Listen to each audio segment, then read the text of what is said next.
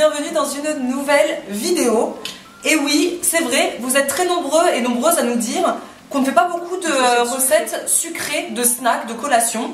Ben, on vous a écouté. Donc voilà, on vous propose aujourd'hui 3 recettes de petites collations absolument délicieuses. Notez cependant, s'il vous plaît, que ce sont des collations healthy, ça veut dire que ce sont des alternatives healthy à ce que vous pourriez trouver comme des barres de chocolat que vous prendriez dans votre, je sais pas comment on appelle ça là, les distributeurs automatiques. C'est pas genre je vais prendre l'assiette en entier de petites déliciosités gourmandes et de dire bah Isadora et Marisa ont dit que c'était healthy donc vous pouvez manger toute la truc. Hein. Non, non, non, évidemment, ce sont des choses à manger de façon ponctuelle quand on a envie de se faire plaisir, mais ce sont juste des alternatives meilleures pour votre santé. Mais évidemment, ça reste quand même du sucre, donc on se calme. Délicieux. On vous propose 3 recettes divines. Vous nous en direz des nouvelles. Vous nous direz en commentaire quelle est la recette que vous avez envie de tester là, maintenant, tout de suite. Donc sans plus tarder, on vous laisse avec les recettes. Elles sont délicieuses, franchement, testez-les, je vous en supplie. N'hésitez pas à liker la vidéo si elle vous a plu, à laisser un commentaire évidemment comme Isadora vient de vous le dire, et à vous abonner si vous n'êtes pas déjà abonné à notre chaîne. On se voit la semaine prochaine et on vous dit bonne dégustation visuelle. Ciao. Pour cette première recette, on va vous proposer des cups à la purée d'amande ou des almond butter cups. Donc pour cette recette, c'est hyper simple. Il vous faut des moules à muffins, donc plutôt en silicone, comme ça on peut les enlever plus facilement. Donc on a pris 6.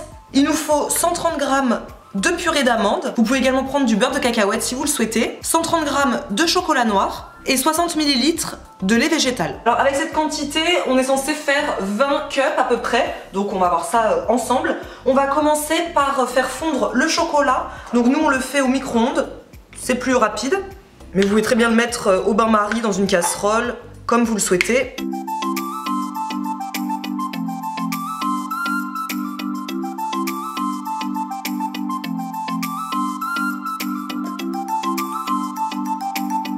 Voilà, donc on met à peu près 1 cuillère à café et demi de chocolat fondu au fond de nos cups.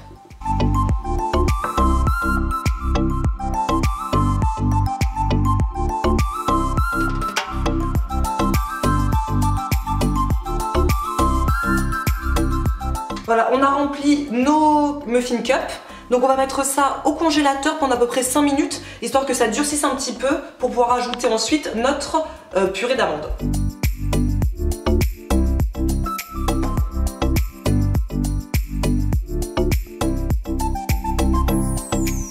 Pendant que mes premières cups sont dans le congélateur, en train de glacer tranquillement, je vais remplir d'autres cups. Donc là j'ai pris des cups en forme de cœur, donc ils sont plus gros. Ça fera sûrement moins de cups, mais bon c'est pas très grave. En forme de cœur c'est joli.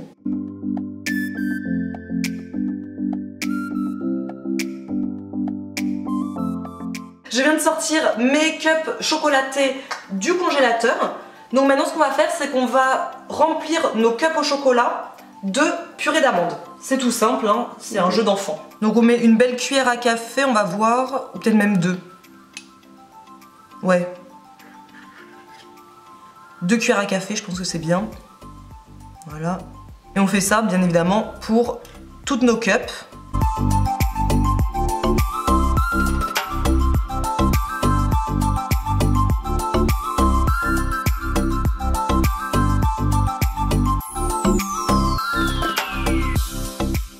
On a rempli nos cups, donc maintenant on va les remettre au congélateur pendant à peu près 30 minutes. Les 30 minutes sont passées, donc on va venir recouvrir notre purée d'amande avec notre reste de chocolat fondu.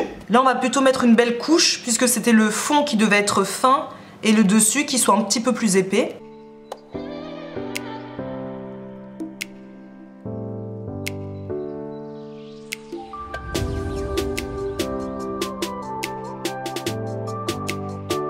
Et c'est reparti pour une dernière fois au congélateur. Et là on va les laisser au moins 1 heure. Et puis après, de toute façon on les laissera le temps de les manger quoi. Donc ça peut être 1 journée, 2 jours, 3 jours, comme vous le souhaitez. Mais là on va les laisser d'abord 1 heure avant de les démouler.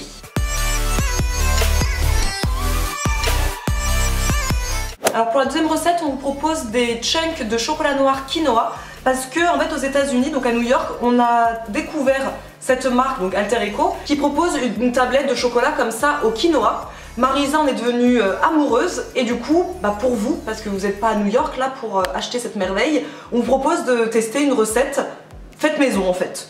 Donc pour ça, on a besoin de pas mal d'ingrédients, on va vous montrer tout ça maintenant. Alors pour la recette, il nous faut 100 g de quinoa, donc on l'a lavé, on l'a laissé un petit peu sécher pour pas qu'il soit mouillé, mais on le fait pas cuire. On le laisse comme ça. Ensuite 80 g d'amandes, 75 g ou 80 g de graines de tournesol. Dedans il y a aussi des petites graines, soit du graine de sésame. Des graines de lin. De graines de lin, voilà, c'est un petit mélange. Une poignée de noix de macadamia, une poignée de raisins secs, une pincée de sel, donc là on a pris du sel rose de l'Himalaya, mais du gros sel suffit largement. 200 g de chocolat noir, une cuillère à café de sucre vanillé, donc là c'est du sucre vanillé complet que j'ai acheté en magasin bio, une belle cuillère à café d'huile d'olive ou d'huile de coco, et 50 ml de sirop d'érable. Donc là on a choisi les fruits secs et les oléagineux de notre choix, mais après vous choisissez ce que vous voulez. Si vous voulez mettre des cranberries, des noisettes, des noix de cajou, des noix de pécan, vraiment vous faites comme vous voulez. Là c'est vraiment une base qu'on vous propose comme d'habitude. Alors c'est parti, on va commencer par créer un petit peu le granola au quinoa. Donc on a besoin pour ça d'une casserole, c'est parti, on y va. Donc on va venir mettre nos liquides, donc là c'est le sirop d'érable dans une casserole avec l'huile d'olive ou l'huile de coco, nous c'est de l'huile d'olive ici. Et on va mettre également une pincée de sel. Donc là c'est du sel rose de l'Himalaya, donc on en met très peu parce que c'est vraiment très salé. Et on met également notre sucre vanillé. On mélange un petit peu pour que tout fonde. Et dès que c'est bien fondu, on arrête le feu. Voilà, ça prend quelques secondes. J'éteins le feu. Donc on va concasser les oléagineux pour pas que ça fasse des gros morceaux.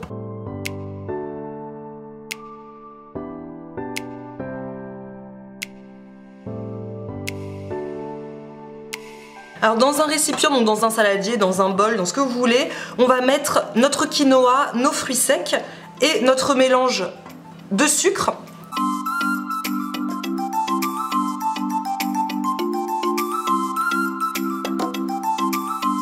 Et on verse dessus le mélange donc de sucre, d'huile et on mélange.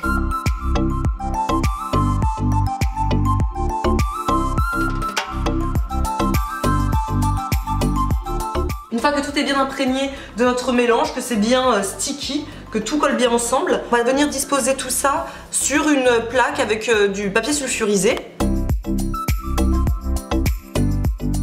En fait, c'est le même principe que si on faisait du granola, mais avec du quinoa plutôt que des flocons d'avoine.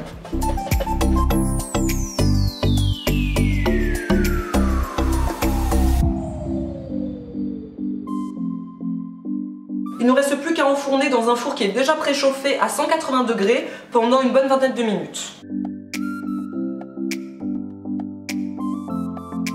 Alors voilà, notre granola de quinoa est en train de finir de cuire, donc on va en profiter pour faire fondre notre chocolat noir. Donc tout à l'heure on vous a montré au micro-ondes, mais vous pouvez le faire aussi au bain-marie. Donc c'est parti, on met juste notre chocolat dans un bol. Donc on va le concasser quand même grossièrement. On a rempli notre casserole avec de l'eau, elle est chaude et on place notre bol sur la casserole et on attend que ça fonde.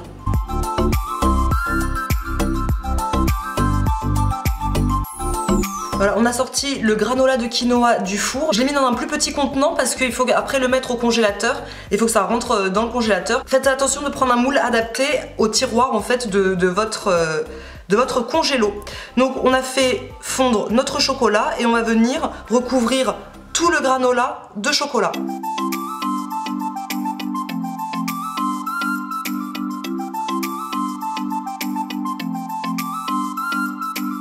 Alors vous pouvez ajouter quelques petits toppings si vous le souhaitez. Donc là on va mettre de la noix de coco et un petit peu de reste de granola. Donc là on voit pas mal de quinoa.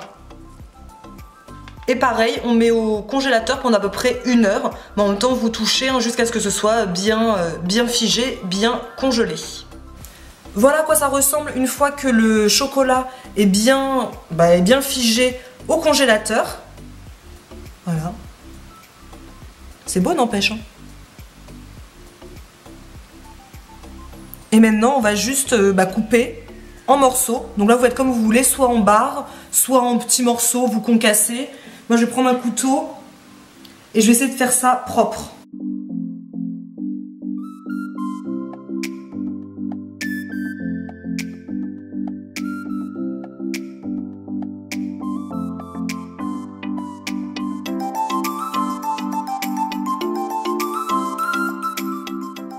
Pour la troisième recette, on vous propose des roses des sables. Donc ce sont des roses des sables un petit peu revisitées, c'est au beurre de cacahuète. Donc pour les faire, il vous faut 100 g de cornflakes nature. Donc là, c'est vraiment les ingrédients pour ces cornflakes là, c'est 100% maïs. Donc vraiment, il n'y a pas de sucre, il n'y a rien du tout. 40 g de sucre complet, 70 g de sirop d'érable, 150 g de purée de cacahuètes, de beurre de cacahuète. Alors on commence par faire fondre nos sucres, hop, dans une casserole.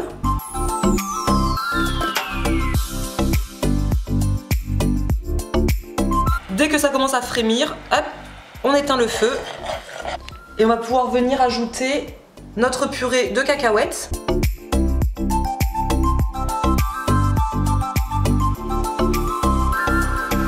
Et on n'a plus qu'à verser tout ça sur nos cornflakes. Et ben on mélange.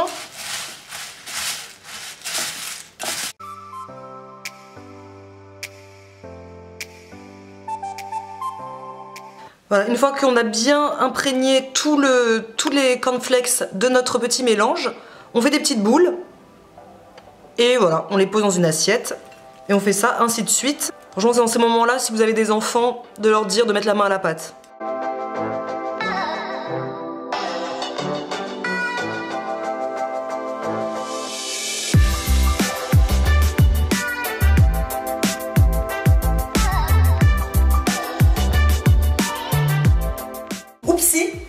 J'avoue que j'ai fini la vidéo en faisant donc les roses des sables, vous l'avez vu.